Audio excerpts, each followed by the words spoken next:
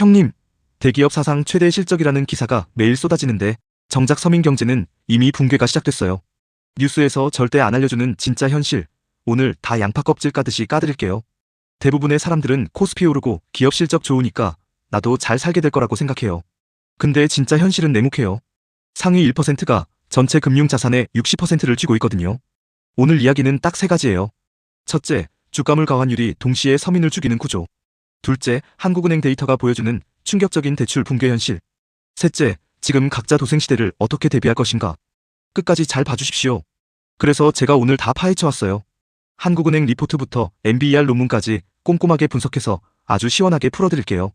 자세한 얘기하기 전에 구독이랑 좋아요는 의리로 눌러주시고요. 형님도 스트레스 푸실 겸 하시고 싶은 하소연 댓글로 많이 써주세요. 이렇게라도 풀어야죠. 거시기 형님, 서민과 부자의 가장 큰 차이가 뭔지 아세요? 소득에서 생활비가 차지하는 비중이에요. 서민일수록 버는 돈 대부분이 밥값 교통비 전기세로 다 나가요. 여유돈이 생길 틈이 없어요. 그런데 요즘은 중산층도 마찬가지예요. 월 1,000만 원 버는 맞벌이 부부도 대출 이자에 교육비에 다 털리고 있거든요. 결국 한국에서는 중산층이나 서민이나 여유돈 없는 건 똑같은 상황이에요. 자, 그럼 서민 경제를 때려잡는 4가지 직격탄이 뭔지 알아볼게요. 주가, 물가, 환율, 대출 태도. 이 4가지가 동시에 나빠질수록 서민 지갑은 빠르게 얇아져요. 지금이 바로 그 상황이에요. 이게 뭐고? 주가가 오르면 좋은 거 아니냐고요? 웃기게도 주가가 오를수록 물가도 따라서 오르는 구조예요. 주식으로 돈 번 사람들이 소고기 먹고 해외여행 가면서 소비가 늘고 그게 결국 물가를 끌어올리는 거예요. 이걸 논문으로 증명한 기관이 있어요. 미국의 경기 침체를 공식 선언하는 MBER이라는 기관인데요.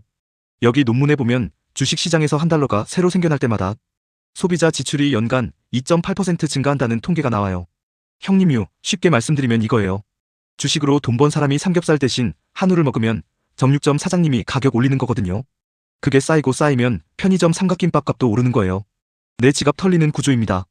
그런데 더 화나는 사실이 있어요. 주가가 올라서 돈 버는 건 대부분 상위 1%예요. 왜냐면 상위 1%가 전체 금융자산의 무려 60%를 보유하고 있거든요. 코스피 시총 5천조 원이면 3천조 원이 상위 1% 것이에요. 아따 형님, 이게 얼마나 기가 막힌 구조냐면요. 서민들이 빚내서 주식 미친 듯이 사주는 동안 부자들은 조용히 웃으면서 수익 실현하고 있는 거예요. 우리가 사줄수록 부자들 배만 불리는 구조라고 보시면 돼요. 결론적으로 주가가 폭등할수록 물가도 폭등하고 빈익빈 부익부도 더 심해지는 악순환이 반복돼요. 서민 입장에서는 주가 오른다는 뉴스 들어봤자 내 지갑은 오히려 더 얇아지는 역설적인 상황이 되는 거예요. 거시기 형님, 이번엔 환율 얘기를 해볼게요. 최근 이란 리스크 완화 기대감으로 환율이 1,470원까지 떨어졌다고 뉴스에 나왔는데요. 근데 형님들, 1,470원도 말이 안 되는 환율이에요. 1년 평균 환율로 따지면 지금 환율이 IMF나 금융위기 때보다 훨씬 비싸요. 쉽게 말씀드리면 우리나라 돈이 조금씩 휴지 조각이 되어가고 있는 거예요. 열심히 벌어도 돈 가치가 계속 떨어지는 거죠. 우리나라는 에너지의 94%를 전부 외국에서 사와요. 그것도 달러로 사오거든요. 환율이 올라가면 달러 가치가 올라가는 거니까 똑같은 에너지를 사는데 더 많은 원화를 써야 하는 구조가 돼요. 허이구, 형님들 쉽게 말씀드리면 이거예요. 환율이 오른다는 건 마트에서 장 봤더니 예전엔 10만원 나오던 게 13만원, 15만원 나오는 상황이에요.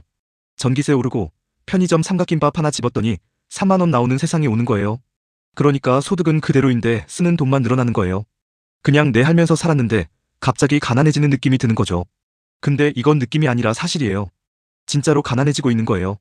대기업들은 역대급 실적을 발표하는데 중소기업들은 빚 못 갚아서 파산하는 기업이 매년 폭증하고 있어요.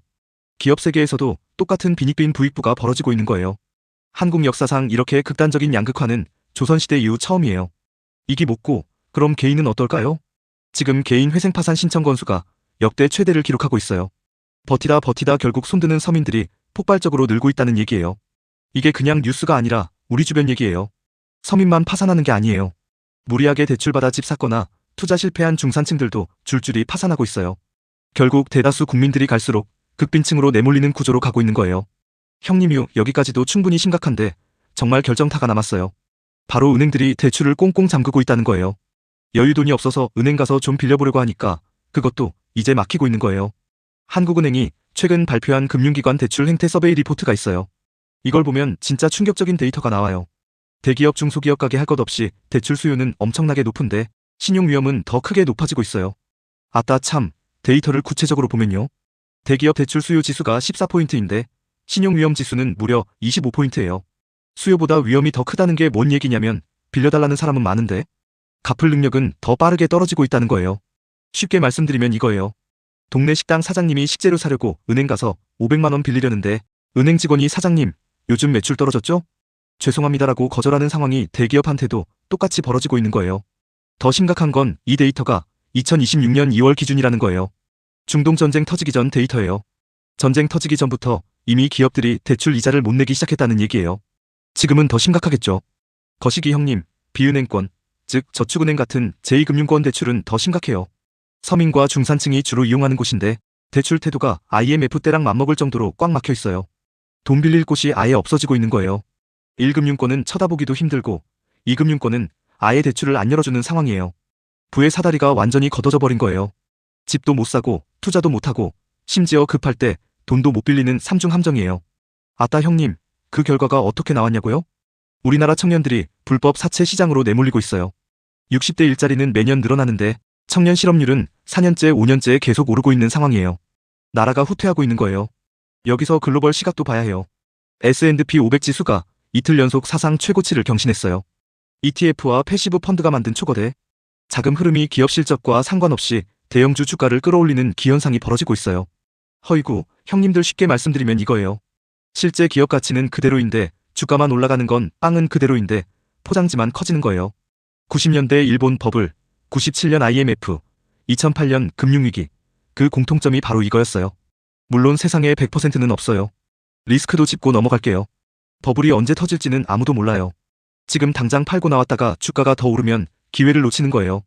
타이밍 맞추는 건 신도 못해요. 그렇지요. 하지만 이 리스크보다 더 중요한 건 준비를 해두는 거예요. 96년까지만 해도 IMF가 올 줄 아무도 몰랐거든요. 미리 대비한 사람과 안 한 사람의 차이는 위기 직후에 확연하게 갈렸어요. 자, 그럼 지금 각자 도생시대에 어떻게 대비해야 할까요? 큰손들과 스마트머니가 지금 주목하는 건 세 가지예요. 달러 자산 비중 확대, 금원자재 해지 포지션, 그리고 부채 최소화입니다. 이기 먹고 달러 자산 얘기가 나오면 나는 소액 투자자인데 어떻게 해요? 라고 하실 텐데요. 달러 ETF 하나, 금 ETF 하나, 이거면 충분히 해지가 돼요.